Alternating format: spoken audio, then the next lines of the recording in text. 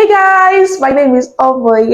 Welcome to my masterclass on how to make the most delicious fried rice, the perfect fried rice, the smoky. Get ready! I hope you enjoyed this class and let me know what you think at the end of this class. Your fried rice game is about to go to 100. It's going to be smoking hot. Get out your pen and paper and let's get cooking. See you. Here is an overview of all the ingredients to be using to make the perfect Nigerian fried rice. This is going to be so good. Now, first off, we have our rice. Now, I'm using short grain rice. You can also use basmati rice if that is what you have. Next up, I'm going to be using some smoked sausage because you want that smoky flavor in your fried rice. Next up, I'm using mixed vegetables. It has some peas, carrots. I'll show you everything in a few seconds. So here it is. We have peas, we have carrots. We also have some sweet corn. And then lastly, we have the pea pods itself, right? So what you want to do is that you can either get this or get the fresh ingredients and dice them. One thing I always love to do is have a mix of the store-bought one and then the regular one that we can get from the market. And of course, guys, secret spice. See, if you don't have secret spice, what you can just do is to blend fresh herbs. It's just going to help your rice. Next, I'm going to be using bell peppers, yellow, green, and red. If you find the orange bell pepper, that is also very good. The flavor it gives your fried rice is something you cannot miss, so make sure you always use bell peppers. Next, I'm using spring onions. Now, let's talk about spring onions because this is a masterclass. You need to understand that the parts of your spring onions are cooked differently. Now, most people would use the first white parts to fry that in your food, and the other green part I'm showing you now should be used as garnish, or you add it when your cooking is about to end. This helps you get the best of the flavors from the spring onions. Now, I have onions and I have some shrimps. I'll show you how to devein your shrimps shortly. Next up, I have this butter. I prefer using this butter because it is not as expensive as the premium butter, but if you can get that one, that's equally fine. Next up, I'm using sesame oil because, oh my cooks, there has to be a twist. Now let's start. This is how to devein your shrimps, and you want to make sure you always devein your shrimps. You can see that vein at the back. It's almost very obvious, right? Now you can use a short knife or you can use a fork, right? What you want to do is to move it into that skin, and you'll see something blackish, right? That's just the vein. It's disgusting, guys, so please do not cook with the veins on your shrimps. You want to always make sure you devein it. Now, on the front side of your shrimp, you will also find a vein also, but it's not as prominent as the one at the back. Now, I'm taking my time to show you how to devein your shrimps because if you're using shrimp for your fried rice, you want to make sure you actually devein it and take out all the guts. You don't want anyone biting into your shrimps and then seeing that the vein is still there. So guys, please do not do that. Now that I've shown you how to devein your shrimps, we can now proceed. The next step is to wash your rice. Now, the only rule when it comes to washing your rice is you wash until the water is clear, right? You don't just wash once and then sieve it and then you're good. No, you have to wash your rice until the water is clear.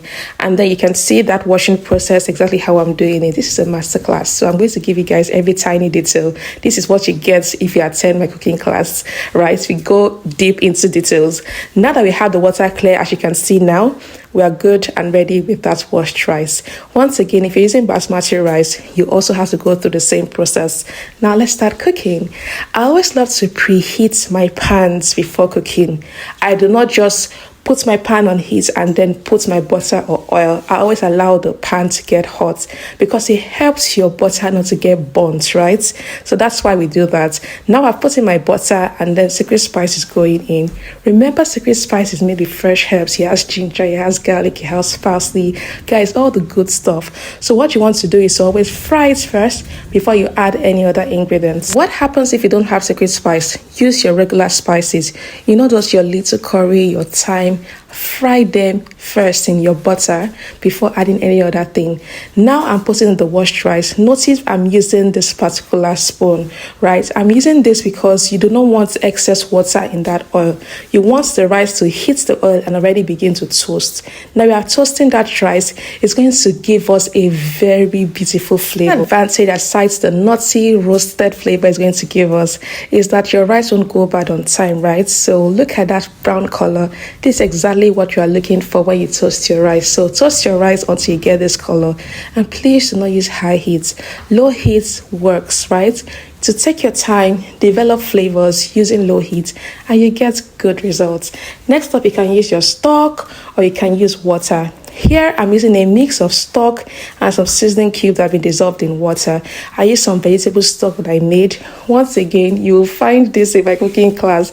There's so much I can give, and I can't give everything right here. So anyways, you can use whatever stock. If you have chicken stock, right? If you have meat stock, if you have vegetable stock, that's what should go into your rice, right? And if you have no stock, right, you can use water. Water is equally fine. What I would just say is to add a little bit of seasoning cube in that water and then cook your rice in it. Now the rice is cooking. I'm going to now start to make that veggie mix we love in our fried rice. You saw me put some seasoning cube on that shrimp. But then I added some butter to my heated pan and I added some sesame oil. Somehow I missed filming that part, but it's very important because that sesame oil added another level of flavor that people would wonder, this your fried rice is not regular, and that's what we are making. So guys, make sure you put a mix of butter and sesame oil. Now fry that shrimp. Shrimp shouldn't take long to cook. It says less than 2 to 3 minutes. Take that out and then I'm putting in my butter. Now that shrimp flavor is already in that oil, right, from the butter, so it is just so good. Remember the white part from the spring onions? Exactly. I'm going to fry that with the onions, and you're going to fry. When I say fry and fry, you're really going to fry this again on low heat. You want the sugars from that onions to come out, and that's what makes your food delicious. So cooking really takes patience and is a labor of love, so give it all that time. I added some secret spice, fry that for about 5 minutes again on low heat. Now I added my smoked sausages. You can use liver, you can use chicken, you can use whatever protein you have. I'm using smoked sausage, right? And now the veggies are going in. You want to start out with the things that takes the longest to cook. I started out with the sausage. I added the vegetables, carrots, the peas, the sweet corn. Those take a little longer to cook before you add the other ingredients, and that's why I had to add them right now. And personally, I do not like my vegetables to be mushy. I love my vegetables to still have a little bit of crunch even when the food is fully cooked. So I'm not going to overcook this. Just about 3 minutes is fine. Adding my sweet bell peppers, my red bell pepper, my green, my yellow, my orange, if you have orange, and the sweet corn. Now notice I didn't add any water to this mix, right? Because the fruit in itself already has water. On low heat, it's going to extract that water and then it's going to make it really good. So don't worry about your food burning as long as you're cooking on low heat. Yay, our rice is ready. Now let's check it. Now one thing you want to check with your rice is that you want to make sure it is not too soft. Notice how I'm still able to use my finger to break it, meaning that it still has a little bit of crunch to it, right? And that's one thing you want to do. I should mention that the measurement for your rice is, for 1 cup of rice, you use 2 cups of water. However, for fried rice, I like to use less. So what you have is, for 1 cup of rice, I would use 1 cup of water or 1.5 cup of water, just to make sure it is not fully cooked yet. Now, next up, I'm going to be pouring my rice into a bigger pot because I noticed that pot was too small and we are yet to add the veggies. Now that we put it in a bigger pot, I can now add my veggies. And guys, look at all that color and the aroma that will be hitting your nose. It's so good, guys. Now stir everything together. Once again, you can see the rice are not mushy, right? They're not all clumped up together, and that's one of the advantages of toasting your rice first. Now that our fried rice is almost ready, I added the shrimp, I added some spring onions as garnish.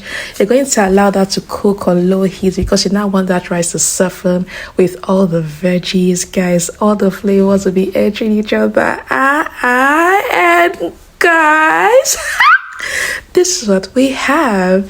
This is how to make the perfect, most delicious Nigerian fried rice. You can add whatever protein is available to you. You can use meat, you can use chicken, like I said earlier. Anyone who tastes this rice will know that your level has changed. Now, it's only fair that I let you know that the last round of my cooking class is happening this October. Send me a DM on my Instagram page if you're ready to join the class, and see you in class. Bye.